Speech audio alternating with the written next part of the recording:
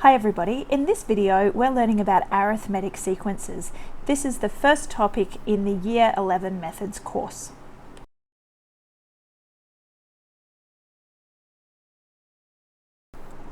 The first thing I want to say about arithmetic sequences is that this is nothing new. You've been learning about arithmetic sequences since some of your earliest days in primary school. Have a look at this first example. We have the numbers 5, 7, 9, 11 and 13. If you were in grade 2, your teacher would ask you to carry on this sequence. What number comes next? And you would work out that to go from that number to that number, I'm adding 2. That number to that number, I'm adding 2. And the pattern's continuing, so I can easily put in the next numbers in the sequence. What's happening with this next one? Well, this is a decreasing sequence going from here to here. I'm subtracting 2.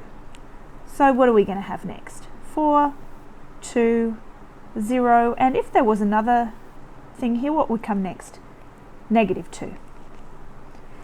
These little dots that we have at the end just mean that the sequence keeps on going, following the same pattern. How about the next one? Can you work out which numbers would come next?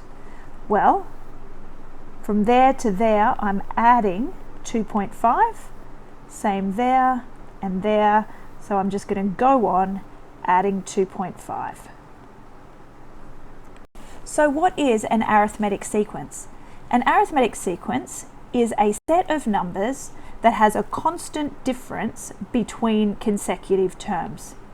So what does that mean? If I have 2, 4, 6, 8, what comes next? 10, 12, etc. So what I've got is a set of numbers. Each of my numbers in the set, in the sequence, are called terms. This one here is term 1, and I can write that as T1, term 1. This one here is term 2, term 3, and so on. Now, between each of these terms, there's what we call a common difference. So to get the common difference, I say, what am I doing to get from that one to that one? Well, I'm adding 2. Technically, we can say it's that one, take away that one. 4 take away 2 is 2. 6 take away 4 is 2. I'm adding 2 each time. So, an arithmetic sequence is one in which it's a set of numbers that has a constant difference between the terms. If my next term here was 15, it would stop being an arithmetic sequence because this here is a plus 3. It needs to have the same gap, the same difference between each consecutive term. Okay, let's have a look at these ones here. Which of these sequences is arithmetic? Well, let's look at the first one. Going from 12 to 9, what am I doing? Well, I say this one, take away this one. 9 take away 12, that's minus 3. 6 take away 9, well, that's minus 3. There is a common difference here, so this one here is arithmetic, and the common difference is negative 3. With this next one here, well, what am I doing? 10 and 15. I say 15, take away 10, that's a 5, that's a plus 5. What about this one here? 25, take away 15, uh-oh, that's plus 10. I know straight away it can't be arithmetic. Let's just check this one here. 40, take away 25, it's plus 15. That one is not arithmetic because it doesn't have a constant difference. What about this one here? That one to that one, well, I'm adding 2. This one, uh-oh, I'm adding 4. That one, I'm adding 8. This is a doubling pattern, isn't it? It is not an arithmetic sequence because there is not a common difference. There is a different gap between each of the terms in the sequence. Be 11. So an arithmetic sequence is one in which consecutive terms have a common difference between them. Now, with an arithmetic sequence, if you know what the initial term is, that's term 1, the first term, and the amount by which the sequence progresses, that is the common difference, you can calculate any term in the sequence. So to define a sequence, what we're looking for term 1 equals something, and the common difference equals something. If I have those two pieces of information, well, then I can work out whatever I want to work out about the sequence. Now, there's two formulas that we need to know regarding arithmetic sequences. Now, the first one is the recursive formula. We do need to know it, but it is not on the formula sheet. So this is one that you are going to have to learn yourself.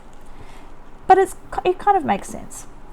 This says, recursive formula says that term n plus 1 equals term n plus d, the common difference.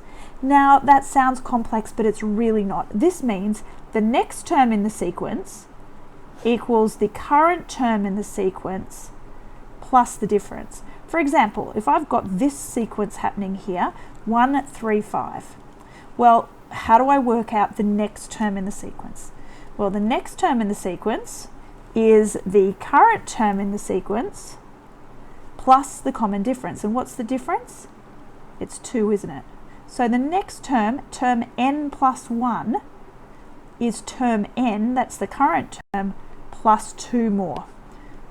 So it's 7. That is the recursive formula. Term n plus 1, the next term in the sequence, is term n, the term I'm currently up to, plus the common difference. That is the one that is not on the formula sheet, and you need to know that one. The next formula is the general formula, and it is on the formula sheet, but you do need to know how to use it. This one says that term n, for example, that might mean term number 12, if n is 12, or term 13, or term n, whichever number term we're looking for, is equal to term 1, the first term, plus n minus 1. Well, here n is 12, so n minus 1 is going to be 11 lots of the common difference. So imagine again, I've got this sequence here, and I want to know what term 30 is going to be. Well, using this formula here, term 30 is term 1, so that's going to be 1, plus n minus 1. Well, n is 30, so n minus 1 is going to be 29, and the common difference we said was 2. So it's going to be 29 times 2 plus 1 more than that, and that will be 59. So we've got two formulas. We've got the recursive formula, which tells us what the next term in the series is, and then we've got the general formula, which we can use to find any term in the series. Okay, we're going to do a bunch of examples now. So consider the sequence 12, 10, 8. Firstly, determine the recursive formula. Well, what I need to know is I need to know what the common difference is. Can you work out the common difference? Well, we say this one minus this one, 10 minus 12 is going to be negative 2, and we just check it here. Similarly, 8 minus 10 is also negative 2. Our common difference is negative 2. This is a decreasing sequence. Now, the recursive formula. The recursive formula is term n plus 1 equals term n plus the common difference, negative 2. And that's all I have to write for the recursive formula. Term n plus 1, in this case, is term n minus 2. Now, it is also polite with the recursive formula to tell people what the first term is. So I say term 1 equals 12. Okay, next question. Determine a formula for the nth term. Well, that means we're looking for the general formula. So remember the formula, look over here on our formula sheet. Term n equals term 1 plus n minus 1, lots of the difference. Well, term n equals term 1. Term 1 is 12. Plus n minus 1, lots of the difference. And what was the difference? The difference was negative 2. So to write that better, we could have 12 minus 2 lots of n minus 1. And if we wanted to, we could tidy this up. Minus 2n, remember we're going to have to multiply that negative through, like that. 12 plus 2, collecting like terms here. You see I'm collecting 12 plus 2 is 14 minus 2n. Now, any of these is acceptable as the general formula. I quite like this one here because it's easy to use, but you're not wrong to present it just as this one here. Normally we will move that over into here just for convention's sake. Okay, next question. Determine the value of term 51. Well, using my formula, I know that term 51 is term 1 plus n minus 1. 51 minus 1 is 50. Lots of the common difference, and the common difference we said was negative 2. So I can just use my calculator for that. And that is, term 51 is negative 88. Now I could also use this formula down here, couldn't I? Let's try that. Term 51 equals 14 minus 2 lots of 51. Use my calculator, and yeah, I get the same thing, negative 88. Next question, represent the sequence graphically. Well, I've got my, my grid over here. Now, you might look, if you notice this formula here, 14 minus 2n. Okay, if you're thinking quickly, you might notice that that actually looks like a y equals mx plus c equation. Imagine that as y equals, well, negative 2x plus 14. I've just spun that one around. Can you see that that's actually linear? The gradient would be negative 2. It would be a falling line, negative 2 slope, and the intercept is going to be at 14. We don't need to worry about that, but we can see that it's linear. All arithmetic sequences are linear. But let's just plot it. Term 1, so down here on this x-axis, term 1 is going to be 12. I'll put that there. Term 2 is 10, then 8, and as you can see, it would just keep coming down here like this, and then we know it goes negative after that. Now, when I'm plotting this on a graph and I'm representing a sequence graphically, I don't join it up because there's no term 1.5 or anything like that. The x values on that the horizontal axis don't exist apart from integers, actually positive integers as natural numbers. So we just represent it as as dots.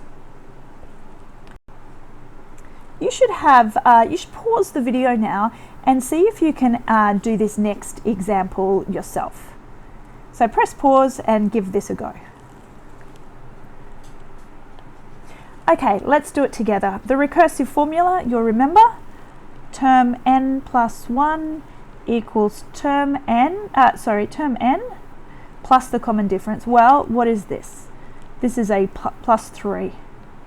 That's right, and remember, for a recursive formula, it's polite to tell people what term 1 is. Next, the general formula. Well, term n equals term 1 plus n minus 1, lots of difference. So I'm just going to plug in what I know. 1 plus n minus 1, well, lots of the difference is 3. I'm going to write that there. And I could express that as 1 plus 3n minus 3, which would be negative 2 plus 3n, something like that. Anything like that is good enough. Determine the value of term 20. Well, term 20 equals, I'm going to use this one here, 2 plus 3 lots of n, and n is 20. 60 minus 2, that will be 58. Just going to ask myself if that makes sense. Well, it's an increasing sequence, increasing by 3 each time. Yeah, that makes sense for it to be 58. Represent it graphically. Well, starting term 1 is 1, that's going to be in there. Then we have 4, then 7, and you can see that's going up, and what's going to be next? 10. So you can see it's going up in a straight line like that. How did you go? Did you get that correct? Okay, next one. Use the information given to generate the first 4 terms of the sequence. Okay, well let's do this first one. Term 1 is -4, and then we're after the next term. So I'm just going to use the recursive formula, and I can just do this in my head. Difference is 2. I'm adding 2 each time. And that's as easy as that one is. This next one will be a little bit trickier because can you notice that I'm not actually given what term 1 is? I'm given what term 4 is. Now I could do this using a formula, but I reckon I can just do this one using a bit of logic. Well, if term 4 is -19, and this is a decreasing one, so when I'm going from here to here, I'm taking away 2. So from here to here, I'm going to be adding 2, aren't I? And that's the way that we do that. Now, how else could we do that? Well, we could say, we know our formula, term n equals term 1 plus n minus 1 lots of d, and we know that term 4, is -19, and the difference is -2. I can just use this equation. I can say, well, when n is 4, term n is -19, I'm going to use this to solve for term 1. N is 4, n minus 1 will be 3, the difference is -2, -19 equals term 1 minus 6, so term 1 minus 6, let's simply add 6 to each side here. What is -19 plus 6? That's going to be -13. Term 1 is -13. Oh look, there it is there. We got it right. And then from there I can just use the recursive formula in my head, adding the difference each time. Well, what about this next one? I'm told what term 4 is, and I'm told what term 7 is. But I'm not told term 1 or the difference. Well, a few ways we can work it out. I can say, well, that's term 4, term 5, term 6, term 7. So how do I go from term 4 to term 5? I add the difference, don't I? And then I add the difference again. I add the difference again. So term 4 is 9, term 7 is 18. So 9 plus 1, 2, 3 lots of the difference equals 18. Can you see what I did there? 9 plus 3 lots of the difference is 18. Then I can just solve that. The difference is 3. 12, 15, 18. There's other ways I can solve that. I can use a formula as well. So what I'm doing here, term 4, that's 9, is term 1 plus n minus 1. Term 4 minus 1 is going to be 3. Lots of the difference. Then I'll do the same thing here. Term 7, that's 18, equals term 1 plus, well, 6 lots of the difference. You see here I've got some little simultaneous equations to solve. So I can just change that around here. I can say term 1 is going to equal, what is it, 9 minus 3d. And I'll do the same for this one. Term 1 is going to equal 18 minus 6d. Well, can you see I've got two equations here? If term 1 equals that and term 1 equals this, then 9 minus 3d equals 18 minus 6d. I can just do a bit of algebra. 3d equals 9, d equals 3. And then I can plug that 3 into one of those, into there, to find out what term 1 is. So both of these methods here are reasonable to work out a problem like that. Generally, if I'm looking at term 4 to term 7, they're only 3 apart. That's going to be pretty easy to work out. If it was bigger numbers or awkward, I'd probably use simultaneous equations. Okay, this last one here is a little bit stranger. Term 1 equals 7 and term 8 equals 6 lots of term 3. Well, that's really awkward. We're going to have to think about what we're going to do there. Sometimes to get my head around these ones, I draw my little lines and I say, well, the first term is 7, and then I'm going to have term 3 here, and term 8 is going to be here, and this one is going to be 6 lots of term 3. So I have to kind of think about what I'm going to do. Well, I'm going to say, let's use my formula. Term n equals term 1, that's 7, plus n minus 1 lots of d. I don't know what d is yet. Well, let's just say that term 3 is going to equal 7 plus 3 minus 1 is 2 lots of d. And term 8 is going to equal 7 plus 7 lots of d. And I also know that 7 plus 7 lots of d is actually equal to 6 lots of term 3. So, well, what are we going to do now? This one is term 3 here. So 7 plus 7 lots of d, that's that bit there, is equal to 6 lots of term 3. 7 plus 2 lots of d. Now just expand this out and algebra my way out of the situation. Collect like terms. 35, 7 minus 12 is negative 5. So negative 5d equals 35. d equals 35 over negative 5, which is negative 7. Our difference is negative 7. Okay, well, I can work out that from here, can't I? So what I'm doing to go from one term to the next, I'm just taking off 7. Negative 7, negative 14, and I could keep going. So that is those ones. Okay, we're moving through. There's one more thing about sequences that I need to teach you today, and that is finding the sum of an arithmetic sequence. Remember, a sum means adding up.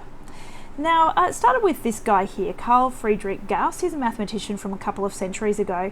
He did lots of really cool stuff. People who are doing specialist with me later on will find out, will learn a whole bunch of stuff that he discovered. Now, this guy, Gauss, he had a bit of a party trick.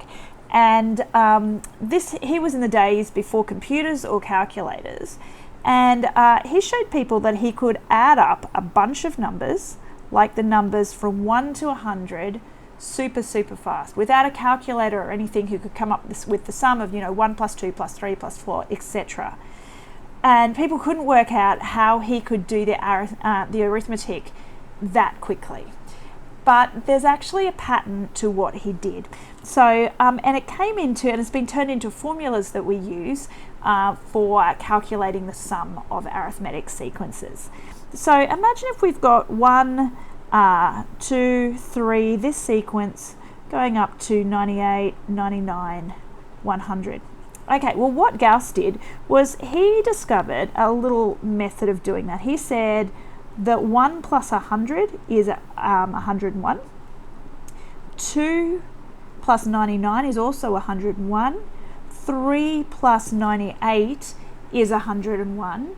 And then he did that right through until he got to 50 plus 51 is 101. So what he discovered was that to find the sum of the numbers from 1 to 100, if you pair up, make 50 pairs, and all of the pairs add to 101, then the sum you've just got to do is 50 lots of 101, which is obviously really easy. And so he discovered the sum of the numbers 1 to 100 is 5050. Now if you look on your formula sheet, in the arithmetic sequence section, we have this formula here. And it is the formula for the sum of a sequence. And it goes like this. Well, the sum of the first n terms in a sequence equals n over 2 lots of term 1 plus n minus 1 lots of d. Or another way of writing that, a simpler way, is n over 2 lots of term 1 plus term n.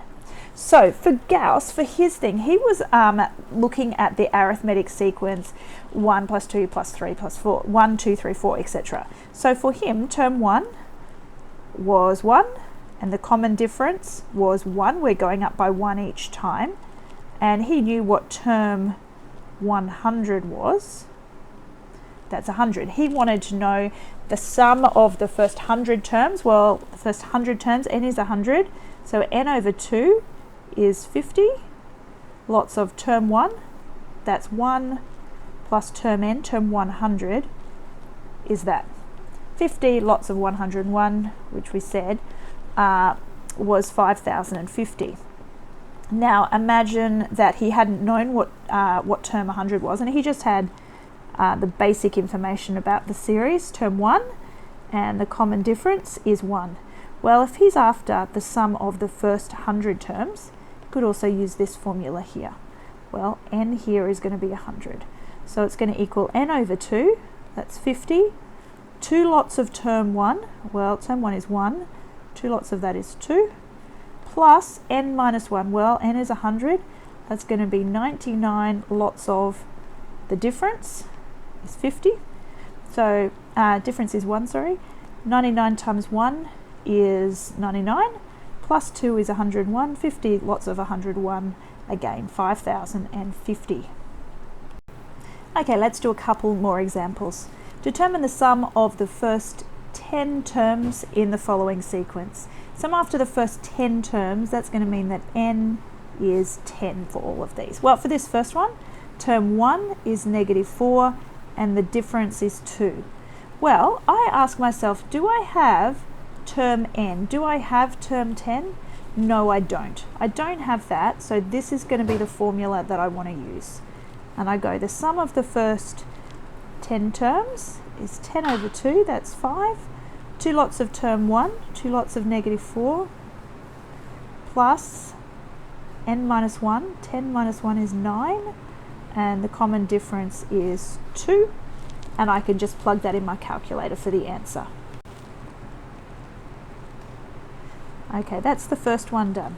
For the second one, well, okay, well, I know that term 1 here is equal to 3. The common difference is, well, it's a plus 3 pattern, so I'll write that down, and I'm after the sum of the first 10 terms. So n is 10. Do I have term n? No, I don't. So I'm using this first formula again.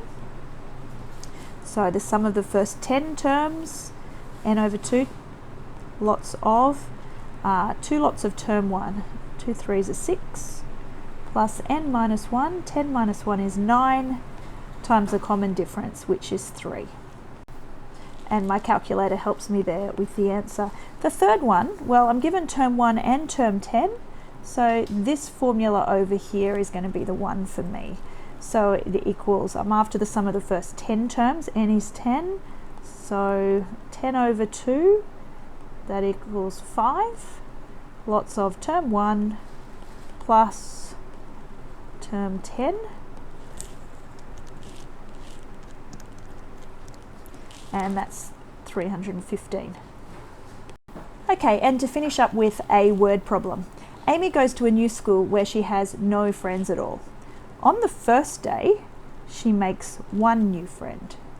On each successive day, she makes 2 more friends than she did on the previous day. Well, let's think. If she is making 2 more friends than she did here, 1 plus 2 is 3. What's going to come next? 3 plus 2 is 5. So lucky Amy is making lots and lots of friends here. So we have an arithmetic sequence term 1 is 1. And what is the common difference? Common difference is 2. This is a +2 pattern. So how many new friends does Amy make on the 10th day? Well, we're going to be after term 10, aren't we? So this one's just going to need our general formula. Remember, term n equals term 1 plus n minus 1 lots of difference. So term 10 is going to equal term 1 plus n minus 1, that's going to be 9 lots of the difference, 18. So on day 10, she makes 19 more friends. Lucky Amy. Part B, how many friends does Amy have in total after 10 days at school? Well, she makes 1 friend on day 1, another 3 on day 2, another 5. I need to add up all of these friends to see how many friends she's going to have after 10 days. So I'm actually after the sum of the first 10 terms in the sequence.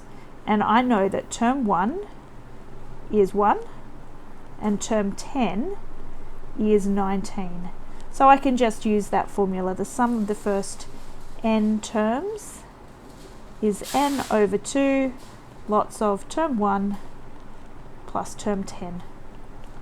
N over 2, that's going to be 5 lots of 1 plus 19. 520 is she's going to have 100 friends after 10 days at school. Good on you, Amy. Okay, well, that's the end of arithmetic sequences for now.